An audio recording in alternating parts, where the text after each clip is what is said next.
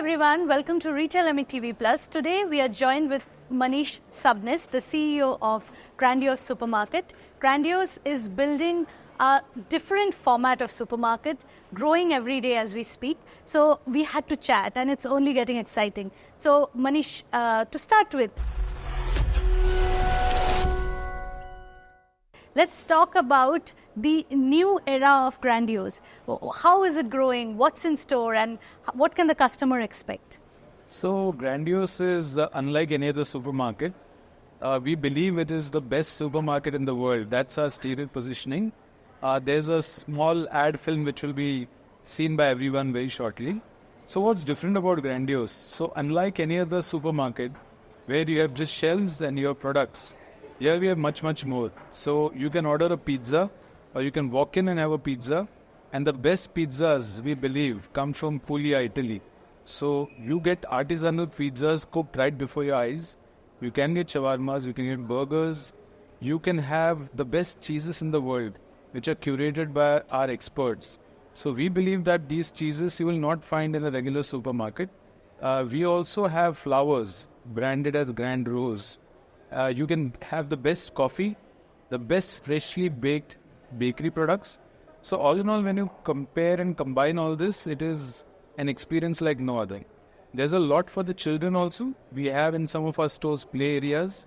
So while the mom shops for items for the household, the kids can safely play in an environment which she's confident of. The husband can go and have a burger or a pizza. So that's where it's going to. It's actually experiential retailing. It is involving the whole family. And that's why we feel it's no store like it.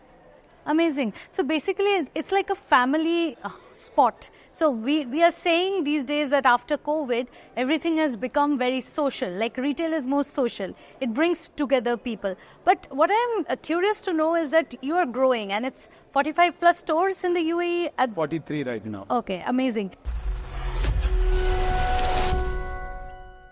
So, and you're growing. So how do you maintain the same curated experiences and product range all across? Okay, so in effect, it is not the same range. As you know, whether it's Dubai or Abu Dhabi, it is a mix of nationalities. So we have very precise information on what are the top 3 nationalities residing in the catchment area of every store. So while there is a core assortment, which is the same across, every store, if we notice, for example, that there is an Indian customer base which is pretty dominant, then we would tone up the items of the assortment for that nationality. So it is, I would say, core is common and the rest is kind of toned up or toned down. So it is a customized assortment for every store. It is both a science and an art because our customers come and give us feedback saying, we are missing these products or we like the product that you introduced. So since it's very interactive, we're able to use that mechanism to really keep with the times and to keep with the customers. A lot of apartments are getting constructed and suddenly the demographic profile changes. So we are very agile to that and would make changes. That's what helps us keep ahead of the curve. Amazing. And I was about to ask you about the customers. So a lot is happening around customer behavior, and supermarkets especially caters to a wide range of people from different demographics. So how do you keep track of the range that you want to keep, keeping in mind the customer? Because obviously data is a big thing now. So how, do you also look back at data? How do you do that? So we do it through a combination of things. Firstly, that there is data available externally that who is shopping, what are the nationalities who are shopping. And when we contacted those nationalities, we know the top 100 brands that each nationality buys. For example, if it's a combination of Arab expats, maybe Russians and maybe Europeans, we know what are the top 100 items. So we make sure that those 100 into 300 items are really there. So that's one mechanism. The other, as I said, we are also keeping track of what consumers are ordering more of or less of. And if we find that some of the items are not being ordered consistently, then we would put those items on a markdown, stop buying those items and slowly kind of exit these items. That frees up space, that frees up working capital to introduce something else which is new. So it's a very iterative process. and a continuous process. Work on that never stops. Amazing. And you have an app, right, from where customers can order. So how do you keep track of both online, offline, and make it very seamless?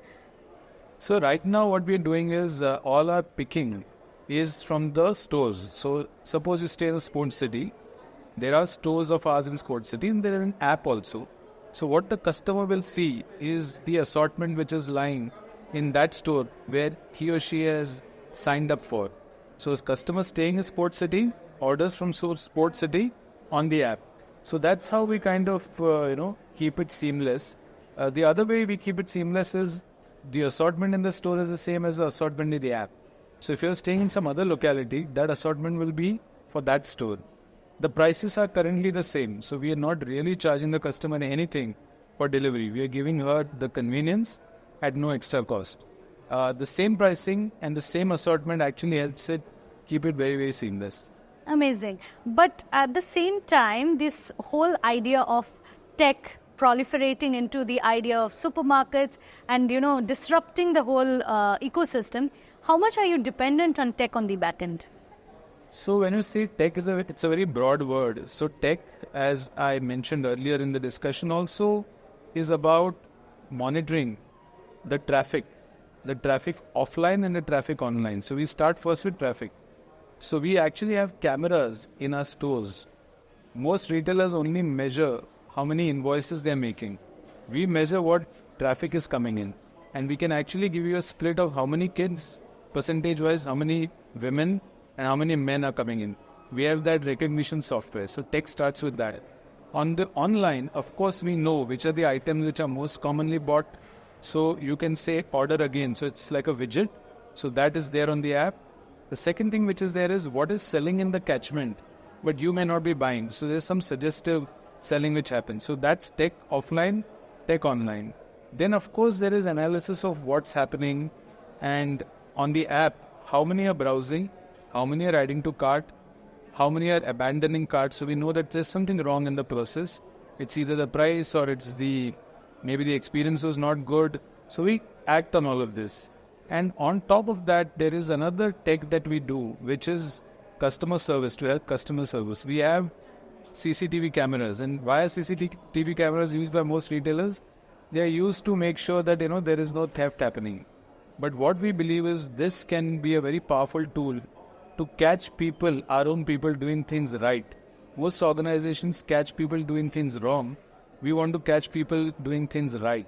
And then we use that input for our training program, saying, this is the right way of serving a customer. This is not such a right way of serving the customer. So that's a very powerful use of tech. There's a software which sits onto that CCTV cameras. Most people just have CCTV cameras and they just record footage for maybe about a week or a month, and then they pretty much do nothing about it. We convert that into a training program, which I think serves us well.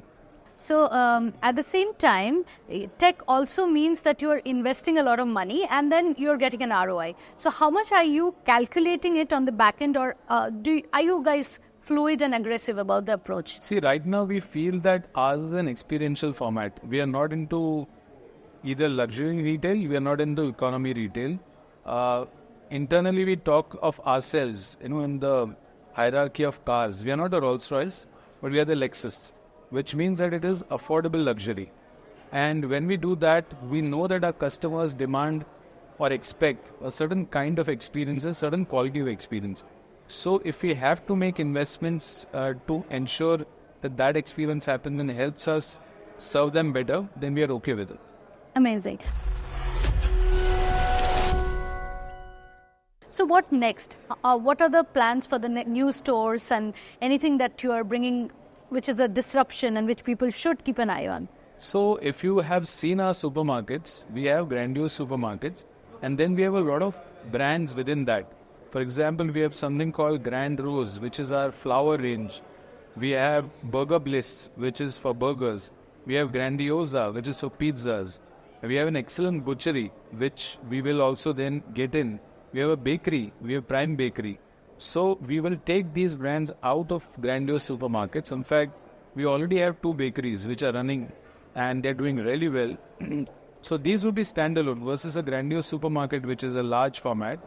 These bakeries, these butcheries, these florist shops, and so on and so forth, the pizzerias, the burger bliss stores, these will take the Grandiose experience outside in a specialized, dedicated format with its own brand name. And that's how we're creating value for our shareholders and also for our customers. Amazing.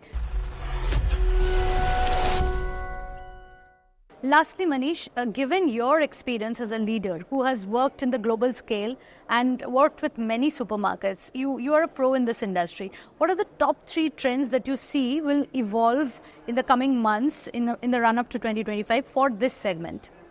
So I think what we are seeing now is the emergence of the generation next as shoppers.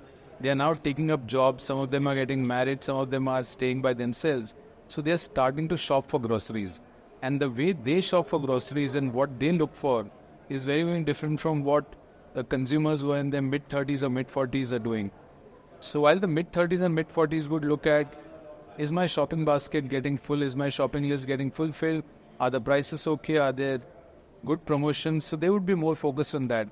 The new generation is more focused on, am I seen to be supporting or buying on a brand which stands for certain causes? So the causes can be, is this brand sustainable, practicing sustainability? Is it selling organic food? Is it selling vegan food? And they would see all of this and make their decision. So that's one major trend that we are seeing. And as retail practitioners, we ought to be cognizant of that.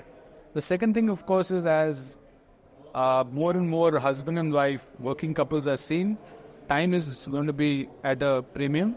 So therefore convenience and therefore online. However, we are going to be seeing, or we are already seeing it, a lot of online browsing and offline shopping. But to make customers come to us, our stores, that online shopping should not be just ticking the boxes and finishing their shopping list. We need to offer something more experiential. And experiential not just for, let's say, the primary shopper who may be the lady of the house, but for everyone. If we want to keep the man in the household engaged while his wife shops for whatever she needs for the household, we need to provide something like maybe a sports drink or a burger, etc., some sampling happening. The kid needs to be entertained through our play zones. So we have recognized that fact. We want to have also pull-in customers saying that there are events happening. For example, last month we did, we stood for food of the world. So we really called chefs from various countries, a German chef, a Russian chef, and we made those dishes. So if you keep something exciting happening all the time and something for the whole family, that's when consumers will browse online but come into the offline stores to really shop and take advantage of all that we have to offer. Amazing. Thank you so much. More stores to come. We'll wait for new things to come from Grandiose. Thank you. Thank you for joining us. Expect to see you in our stores and all the viewers. Yeah, thank you. Thank you.